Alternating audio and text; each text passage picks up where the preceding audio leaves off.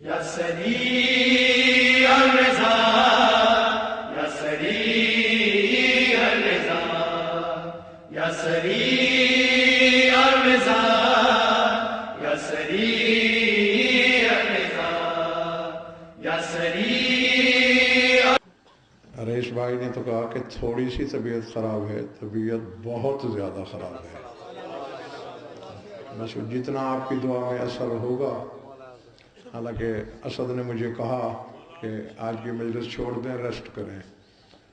میں نے کہا ایک تو جو چل کے آئے ان کا کیا قصور، اور پھر میں جانے سے پہلے ہی یہ طے کر لوں کہ میں پڑھنے جوگا نہیں ہوں.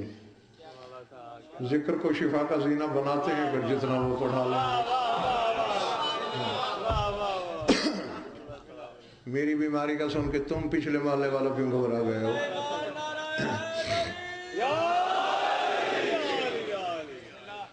سورہ مرسلات سے ایک آیت تلاوت کرنے لگا ہوں.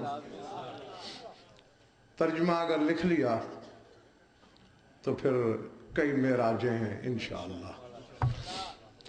فرمایا الم نجعل الارض کفاتا احیاء و امواتا وجعلنا فيها رواسي شامخات واسقيناكم ماء فراتا ويل يومئذ للمكذبين انطلقوا الى ما كنتم به تكذبون انطلقوا الى ظل ذي ثلاث شعب لا ظليل ولا يغني من اللهب.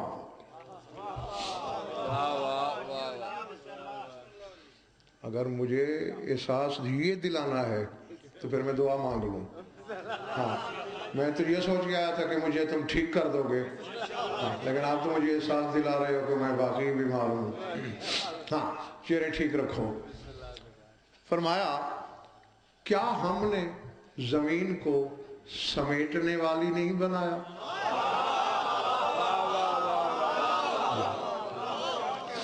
الم نجعل الارض کفاتا، کیا زمین سمیٹنے والی نہیں؟ احیاء و امواتا، جس نے زندوں کو بھی سمیٹا ہوا ہے. جو اور اس نے مردوں کو بھی سمیٹا ہوا ہے. وَجَعَلْنَا فِيهَا رَوَاسِيَ شَامِخَاتٍ، اور ہم نے اس میں بلند سر و فلک پہاڑوں کی میخیں نہیں گاڑی. اور اب جاگنا. درجنوں خطابات اس موضوع پر میرے پہلے بھی ہو چکے ہیں اور آج بھی ہونے والا ہے، اور ہر دفعہ اسے میں نے کسی نہ کسی آیت سے مربوط کیا ہے. حالانکہ اس موضوع پر ایک آیت پڑھنا بھی کار دارد ہے، یقین کیجئے گا. اور آگے کہتے ہیں وَأَسْقَيْنَاكُمْ مَاءً فُرَاتًا، کیا ہم نے تمہیں آب فرات نہیں پلایا؟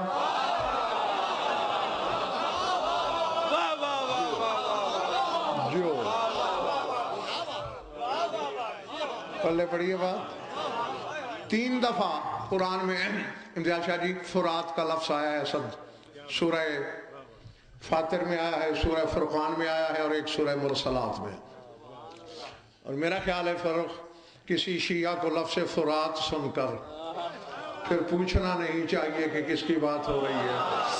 اور طاہر بڑی بولتی ہوئی واضح آیت علی شاہ اسقیناکم ماء فراتا، ہم نے تمہیں فرات کا پانی نہیں پلایا.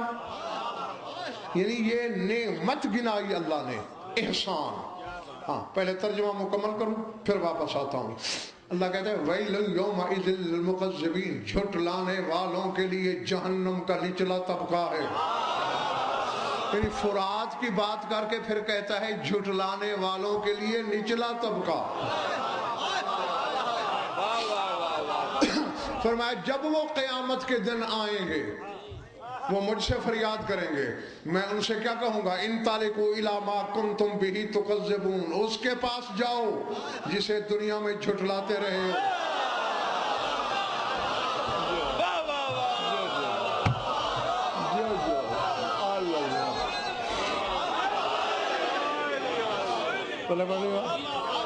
اللہ انطلقوا الی ما کنتم. اور ہاں یہاں رئیس بھائی عام طور پر جو مفسرین عامہ ہیں وہ یہ سمجھتے ہیں کہ جہنم کو جھٹلاتے تھے، حالانکہ یہ عقل کے خلاف ہے. الی ما کنتم بہی مذکر کی ضمیر ہے. اگر قیامت کو یا جہنم کو جھٹلاتے تو کنتم بہا تکذبون ہوتا. اس کا مطلب ہے کوئی مرد ہے جسے جھٹلاتے رہے.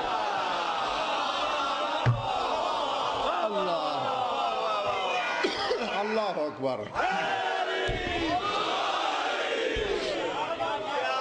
پچھلے محلے والا سمجھ میں آ رہی ہے نا میری باتیں دوستوں؟ ہاں کوئی مرد ہے جسے جھٹلاتے رہے اور تحقیق کرے فروخ زمانہ کائنات میں مرد ایک ہی ہے.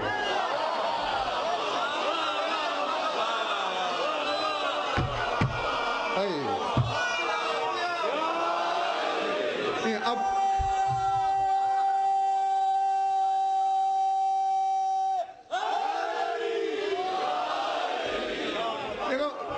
بعض چہروں پہ پریشانی آ گئی ہے کہ ہمیں مرد ہی نہیں مانا. بھائی میں بھی تو اس میں شامل ہوں نا، ہیں ہم بھی مرد ہیں، لیکن جو کلمے کی طرح مرد ہے. کائنات میں مثالیں دو ہیں، یا لا الہ الا اللہ یا لا فتح الا علی.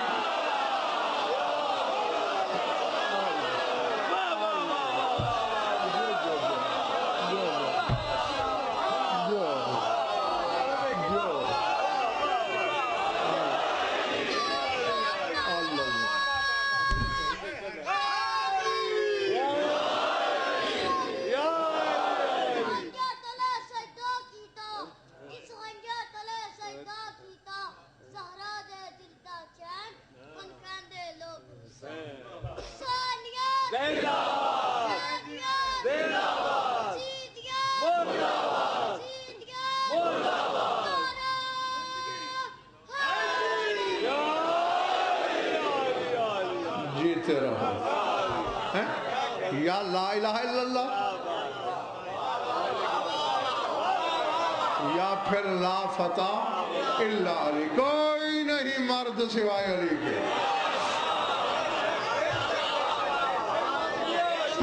ہاں سر اٹھانا میری طرف دیکھنا. جاؤ اس مرد کی طرف جسے جھٹلاتے رہے ہو. طبیعت میں جلد بازی ہو جس کے قرآن منبر پہ لا سکتا ہے. اور جب اس کے پاس جائیں گے تو وہ کیا کہے گا؟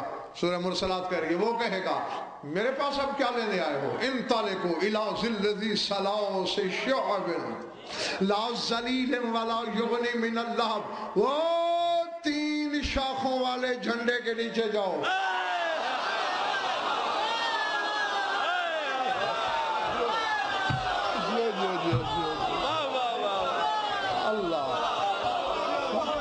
قرآن پڑھ رہا ہوں، قرآن. انطلقوا الی ظل ذی ثلاث شعب، وہ 6 شاخہ جھنڈے کے سائے کے نیچے جاؤ. لا ذلیل، نہ جس کا سایہ ہے، ولا یغنی من اللہب، نہ ہی جہنم کے شعلوں سے بچا سکتا ہے.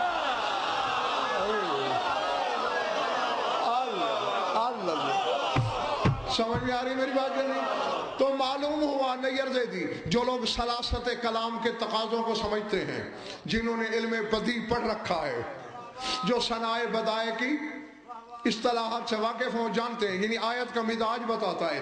اس جھنڈے کے نیچے جاؤ جس کا نہ سایہ ولا یغنی من اللہب، اور نہ ہی جہنم کے شعلوں سے بچائے گا. اس کا مطلب ہے کوئی جھنڈا ہوگا اس دن جس کا سایہ بھی ہوگا، جو جہنم کے شعلوں سے بھی بچائے گا.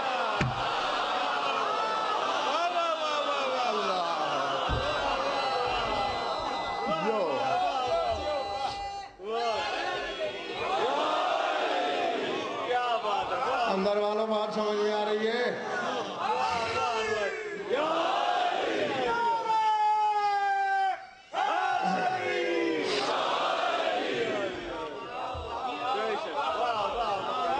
کس کا جھنڈا ہوگا امتیاز شاہ جی؟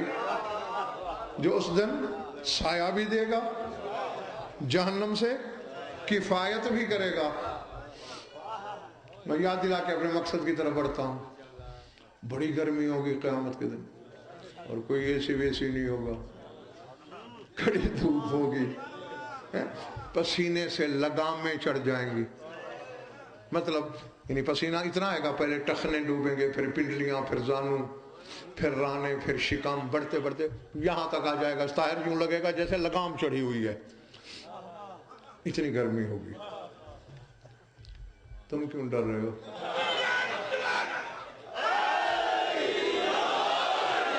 تم نے کبھی علی میں شک کیا ہے؟ تو ڈرنے کی ضرورت ہی نہیں۔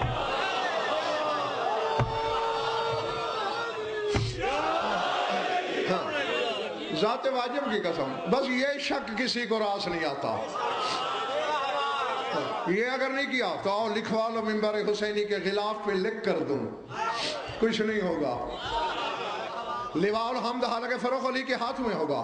اب پتہ نہیں، اس پر میری تحقیق نہیں، جو تحقیق نہیں ہے وہ میں منبر پہ جھوٹ کیوں کہوں، آئے گا ضرور لواء الحمد، اب پتہ نہیں لپیٹ کے رکھ دیں گے، جنت بھجوا دیں گے یا کیا ہوگا، گرمی ہوگی، لوگ پریشان ہو کے رسول کے پاس جائیں گے، سرکار کلمہ پڑھا تھا آپ کا، گرمی سے بچائیں نا، ما زاغ البصر کی نظر اٹھے گی، خیبر شکن پہ جا کے رک جائے گی، یا علی شیعہ بھی تیرے ہیں، سایہ بھی تو کر،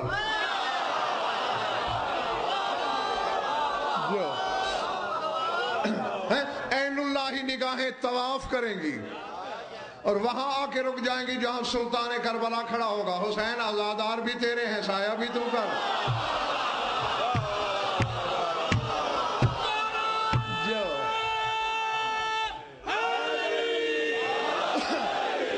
سر اٹھانا آخری بندے تک جو قبر میں ہو، جو اندر بیٹھے ہو، جو کوئی گلی میں بھی کھڑا ہے، اگر آواز جا رہی ہے اس وقت حسین دائیں بائیں دیکھ کر علی شاہ کہیں گے این این اخی العباس ینشر رایتہ تشتعل شیعتی ذاتہ، کہاں ہے میرا عباس، اپنا علم لہرا میرے شیعہ سائے کے نیچے آ رہا